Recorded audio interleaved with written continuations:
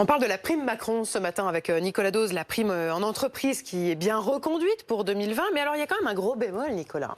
C'est que beaucoup de salariés qui l'ont touchée en 2019 ne la toucheront pas l'année prochaine. Pour quelle raison? Parce qu'il y a une petite condition qui a été très habilement glissée dans le budget 2020 et qui n'existait pas. Ok, toutes les entreprises peuvent verser cette prime défiscalisée, pas d'impôts, pas de cotisation. Seulement toutes les entreprises qui auront signé un accord d'intéressement. C'est un dispositif d'épargne salariale un petit peu complexe, c'est vrai, qui permet d'associer les salariés à la performance de l'entreprise. S'il n'y a pas cet accord d'intéressement, il n'y aura pas de prime. Alors je rappelle que c'est une prime qui est totalement exonérée de prélèvement obligatoire jusqu'à 1 000 €, qui est versée dans la limite de 3 SMIC. Tous les salariés peuvent y avoir accès dans la limite de 3 SMIC et elle est versable entre janvier et juin prochain. On a une idée du nombre de salariés qui, du coup, ne toucheront pas cette prime?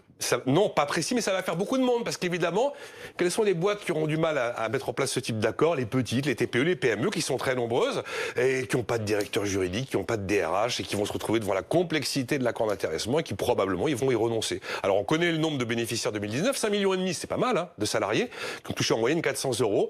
Mais c'est vrai que quand vous voyez la complexité de l'accord d'intéressement, ça demande un peu d'expertise. Il est très probable que pas mal de commerçants, pas mal d'artisans, même si ça se veut simplifier sur Internet, préfèrent y renoncer. À ce moment-là, leurs salariés n'auront pas la prime. Alors justement, hier sur BFM TV, le ministre de l'économie, Bruno Le Maire, a apporté des réponses aux petites entreprises. Il leur dit quoi? Il leur dit que l'accord pourra courir sur seulement 1 an et pas 3 ans comme d'habitude, que ce sera simplifié, qu'on pourra le faire sur Internet, que si c'est la première fois et qu'on a moins de 11 salariés, on pourra utiliser une déclaration unilatérale d'employeur. Ça évite d'avoir à nouer un accord avec les salariés. Alors peut-être que certaines entreprises passeront à l'acte, mais évidemment d'autres ne le feront pas.